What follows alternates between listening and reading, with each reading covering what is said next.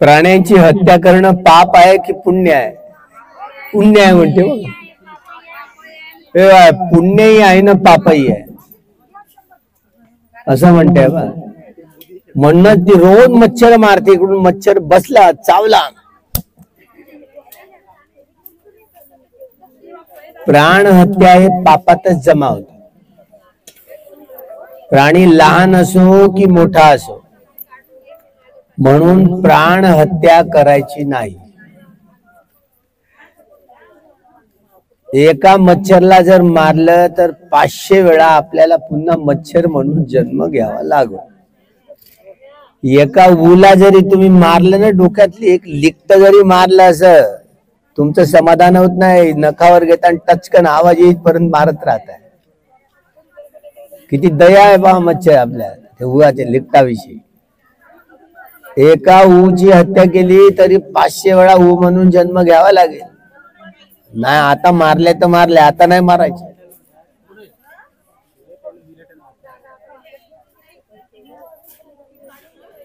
एखाद्या मच्छरला जरी मारलं ना तर 500 वेळा मच्छर म्हणून पुन्हा जन्म घ्यावा लागतो. तो निसर्गाचा नियम आहे. चोरी करणं पापात जमा होते की पुण्यात जमा होते? चोरी लहानातली लहान असेल तरी चोरी करायची नाही, ते पापात जमा होते. जो चोरी करत असेल ना त्याचं काही खरं नाही. तिर्यक योनीमध्ये जन्म होतो. कुत्रे मांजर हे काही खरं नाही. त्यामुळे हा मनुष्य जन्म आपण पुण्यकर्म केलं म्हणून हा प्राप्त झाला. म्हणून चौर्य कर्म करायचं नाही, ते पाप कर्मात जमा होते. व्यभिचार कर्म करायचं नाही म्हणतायत. म्हणजे व्यभिचार म्हणजे परनारी परपुरुष गमन करणं, यापासून दूर राहायचं. नवरा बायकोनी एकनिष्ठ राहायचं, इकडे तिकडे भटकायचं नाही. जो भटकेल न गेला त्याचा जन्म पुन्हा छक्का म्हणून झालाच समजायचा. ते निसर्गाचा नियमच तसा आहे. जे जे छक्के दिसतात ना ते समजून जायचं हे इकडे तिकडे भटकणारे प्राणी आहेत म्हणून ते छक्के म्हणतात. हे खरं कारण आहे. खोटं बोलणं, वाईट बोलणं, दुसऱ्याची निंदा करणं, चुगली चहाडी करणं, व्यर्थ बडबड करणं, या चारही गोष्टीने इथून बांबगोळे सुटतात ना मन नाही मांडल्यावर. खारट तिखट बोलणं, खोटं बोलणं, वाईट बोलणं, दुसऱ्याची निंदा चुगली चहाडी करणं, शिव्यागाळी करणं. दोन या आमच्या म्हाताऱ्या यांना तिकडे नेऊन ठेवा. दोन का दिवसभर घुनूर घुनूर चालते त्यांचं, काय समजणं उपजे. दिवसभर काही कामाच्या नाही धामाच्या नाही गोष्टी. त्याला म्हणतात व्यर्थ बडबड. अरे अरे अरे चिचेवरच्या मोहावरच्या अरे अरे एवढ्या कथा असतात, संपत नाही ज्या कामाच्या ना धामाच्या. म्हणून सत्य वचनाला मानवी जीवनात आपण सत्य बोलत आलो आहोत मागच्या जीवनात, म्हणून आपल्याला हा मनुष्य जन्माचा लाभ झाला. पुन्हा सत्य बोलाल तर पुन्हा मनुष्य जन्म होईल. समजलं? खोटं नाटक बोलला तर तुमची फसवणूक, काहीच खरं नाही. तुम्हाला पुन्हा मनुष्य जन्म मिळणार नाही. नशापता आता तुम्ही तर खर्रे खाता, गुटखे खाता, तंबाखू नशापता करता, कच्ची दारू, पक्की दारू, ते नशापता करणं हे पापात जमा होत. पण आता पाहुणं आलं की काप कोंबड असं राहतं काम. तर आपलाही जीव जात आणि त्यांचाही जीव जात. त्यामुळे नशा वस्तू अशी आहे की जी आपल्याला बेहोशीमध्ये घेऊन जाते. आणि बेहोशीत मग माणूस चांगलं काम करायचं कमी काम, वाईट काम करण्याला जास्त चित्त तिकडे ओढत नाही. त्यामुळे आपली हानी होते. जो माणूस 100 वर्षाचा जगायचा असेल तर बस 40-45 उलटली की लागतो रस्त्याने तिकडे. त्यामुळे आपल्या हाताने आपलं मरण ओढवणं असतं. हे मनुष्य म्हणून दुर्लभ जीवन आपल्याला प्राप्त झालं तर कोंबडे बकरे कचाकच कापून खायचे नाही. नाहीतर तुमच्या पुन्हा कोंबड्या बकऱ्यात जन्म झालाच समजा. कोणी वाचवणार नाही, अजिबात कोणी येणार नाही धावून तुमच्यासाठी. निसर्गाच्या नियमाचं ज्यांनी ज्यांनी पालन केलं तर निसर्गाने त्याला पुरस्कार दिला. निसर्गाच्या नियमांचं ज्यांनी ज्यांनी उल्लंघन केलं, तुम्ही बामण राहा की कोणीही राहा, या देशातले की त्या देशातले, निसर्गाच्या नियमांचं ज्यांनी पालन केलं नाही, बर तो प्रमोद महाजन त्याच्या भावाने त्याला गोळ्या घालून मारला, पिस्तूलने मारलं, गोळ्या घालून गेला की नाही, आता ते जेलमध्येच गेला आणि जेलमध्येच मेला तोही. आता काय करा तुम्ही? म्हणजे आपलं मरण आपल्या कर्माद्वारे होते, लक्षात ठेवा. आपल्या अरे हा तर किती चांगला माणूस होता, पण याला किती कसा मेला एकदम. म्हणजे आपल्या देशाची रंगरंगोटी पाहिली ते सत्ताधारी लोक न पहा. म्हणजे गांधी घराण्यातले लोक महात्मा गांधीला त्या नथुराम गोडसेंनी गोळी मारली, मेलाय की नाही? गोळी लागून मेला कोण? गांधी मेले. विमानाच्या अपघातात तो संजय गांधी गेला, गेला की नाही? कोण गेला? गांधीचा जीव गेला आणि संजय गांधीचा. इंदिरा गांधीला एकदम एवढ्याच्या एवढ्या 28 राऊंड सोडले त्या शिकाने, 28 राऊंड अक्का जवाने, फार चिरकचिंध्या केल्या, रक्ताच्या थाळा पडल्या जागेवर. जीव कोणाचा गेला? इंदिरा गांधीचा गेला. राजीव गांधीचा तर जोळा फक्त एक शिक्का आहे, तुकडे तुकडे सगळे जमा केले, एवढूसा पुतळा केला, तुकडे जमा करून जोळा दाखवत ठेवला. म्हणजे तुकडे तुकडे इकड्यांचे सगळे जुळून जुळून कसे बसे कुठल्याही मुर्द्यांचे असतील ते सगळे एक करून राजीव गांधीचा जोडा होता, तो जोडा दाखवत ठेवला. बाकी काय? पण जीव कोणाचा गेला? तुकडे तुकडे झाले. म्हणजे मरण कोणाचंही असो, चांगला व्यक्ती असो, चांगला व्यक्ती सज्जन दिसणारा, तरी कुणाला कसं मरण येईल याची काही गॅरंटी देता येत नाही.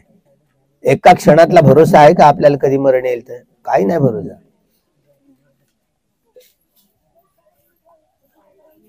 म्हणजे सांगण्याचं तात्पर्य आपल्याला जो मृत्यू येतो ना, मरण येतं ना, ते आपल्या कर्म विपाकाच्या संस्कारामुळे येतं. मरण, मृत्यू, आपल्याला जो मृत्यू येतो, आपला हा कर्म विपाक असतो ना, तो घेऊनच येतो, कोणीही असो. एक आमचे चांगले मित्र दोघेही नोकरीवर, त्यांना कुठला शौक नाही, ते वेगवेगळ्या विपश्यनेच्या साधक साधिकांना त्यांना फॉर्म भरून न्यायचे, आपल्या गाडीनं आपल्या पेट्रोलनं तिथपर्यंत घेऊन जायचं, सेंटर पर्यंत, एवढी सेवा द्यायची. बस दोघंही मोटरसायकल टू व्हीलरला गेले, याच कामासाठी गेले बरं, चांगल्याच कामासाठी. पण तो ट्रक आला ना, बा त्या ट्रकनं भाकरीच करून टाकल्या दोघांचे. सज्जन माणसं, पण सारं गाव हळहळ करायचं, काय माहिती कोणाचं मरण कसं आहे. अरे हे चांगले माणसं, निर्वेशनी माणसं, ते काही कोणाचं उलट सगळं परोपकारी असायचे, दुसऱ्यावरती खूप दया करायचे, दुसऱ्यांना ध्यान करण्यासाठी स्वतःच्या गाडीत बसून घेऊन जायचे. एवढं चांगलं काम करताना पहा मृत्यू कसा आवडवला, चापटत भाकरीच झाल्या दोघांच्याही. तर सारं गाव हळहळलं. पण मृत्यू रोखून ठेवू शकतो का कोणी? ज्या अर्थी आपण जन्म घेतला ना, त्या दिवशी एक दिवस तर आपल्याला मरण निश्चित आहे, पण कोणाला कसं मरण येतं काय माहिती. कोरोना आली कशी दाबून नड्डी दाबून मारून टाकलं तुम्हाला. सरकारने खात्मा केला, ते रेमडेसिवीर देऊन मारभूर करून टाकलं, त्यांचं बजेट WHO पूर्ण केलं. अरे जे दवाखान्यात नाही गेले ते वाचले, जे दवाखान्यात गेले ते कायमचे गेले. चांगले बोलता नाही पॉझिटिव्ह निघाला. काय झालं? अरे शिंक नव्हती ना, सर्दी नव्हता ना, खोकलाही नव्हता, तरी पॉझिटिव्ह निघाला, गेली, दुसऱ्या दिवशी मेली. अशी कशी मेली? त्यामुळं काय जे कोरोनाच्या कालखंडात कसा त्यांनी बजेट पूर्ण केला, ज्यांना बजेट पूर्ण करायचं असलं बरोबर बजेट पूर्ण करतात. आता आम्हालाही झाला असेल की नाही कोरोना काय माहिती, आम्ही तपासलाच नाही, तरी तो कोरोनाच्या कालखंडात कोरोनाच्या पेशंटला हात लावत गेला, असे उचलून. लोक नातेवाईक जवळ जात नव्हते, नातेवाईक. तो मुर्दे उकडताना तो त्याचे मुर्दे नाही आहे तर दुसराच कोणातरी दिसला मृतदेह. काही एवढे बदल झाले, इथल्या किडण्या काय हे काय हे गायब. ते एवढा धंदा पण चाललाय, एवढा मोठा धंदा चालला. विचार करा, माणसाला कसं मरण येतं काहीच सांगता येत नाही. आता त्या युक्रेनच्या युद्धात किती आत्ता युद्ध आता पाकिस्तानवर त्या इराणने हल्ला केला, किती मेल्यात अजून माहिती नाही, पण ते हे देशादेशात युद्ध सुरू आहे. किती माणसात आठ पहा ना, तो देश अरे पण सगळ्या देशात माणसंच राहत आहोत हे नाही समजत का? आपण माणसंच आहोत, ते हिंदू असोत, मुस्लिम असोत, जैन असोत, शीख असो, ख्रिश्चन असो, ईसाई असो, बुद्धिस्ट, कुणी कुठल्याही संप्रदायाचे असो, पण आपण सगळे माणसं आहोत. माणसाने माणसासारखं नाही वागायचं का?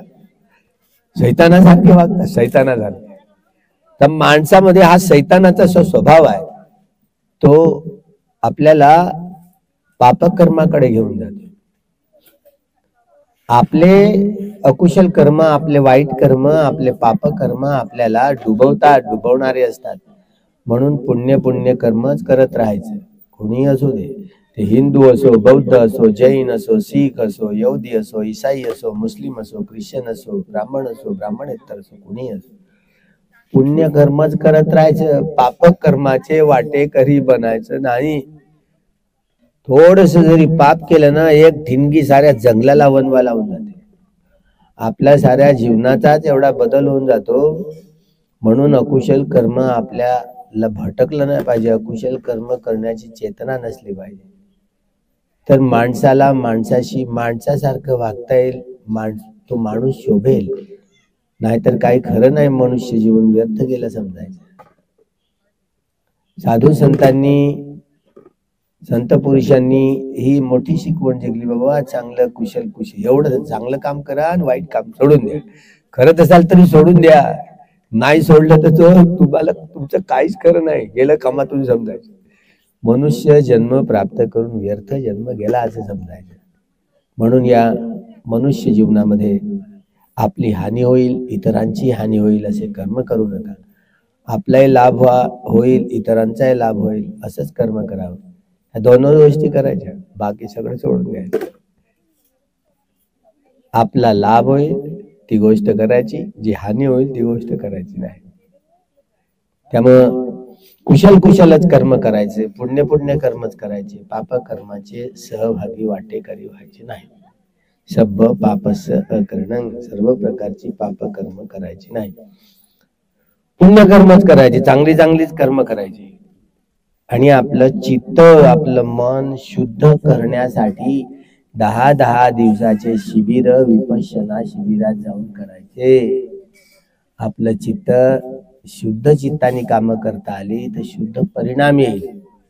शुद्ध चित्ताने कामं करता आली नाही, कायावाच्या वनानं, शुद्ध परिणाम येणार नाही. तेव्हा 10 दिवसाची विपश्यना साधनेचे शिबिर करायचे मोठ्या केंद्रावर. तेव्हा आपलं निर्मळ चित्त, शुद्ध चित्त हे आपल्याला तारणार असेल, पुन्हा आपल्याला मनुष्य लोकांमध्ये जन्म देणार असेल, जन्म देण्यासाठी मजबूर करणार असेल. त्यामुळं हा कुशलांचा साठा या जंगलात आले. त्या माणसांचं जंगल लई खतरनाक जंगल आहे.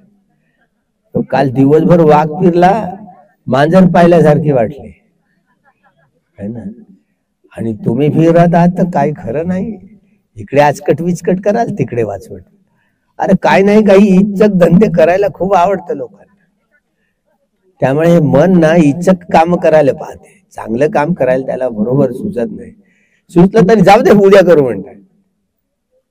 त्यामुळं चांगलं आणि वाईट हे इतरत्र प्राण्यांपेक्षा माणसांना अधिक कळते, जास्त कळतं, माणसांना अधिक कळते. त्यामुळे आपल्याला माणसाला शोभेल अशीच वर्तणूक आपण आपल्या जीवनात करायला. खूप लाभ होईल, तुमचे खूप जीवनात मंगल होईल. भवतु सब्ब मंगलम, भवतु सब्ब मंगलम, भवतु सब्ब मंगलम.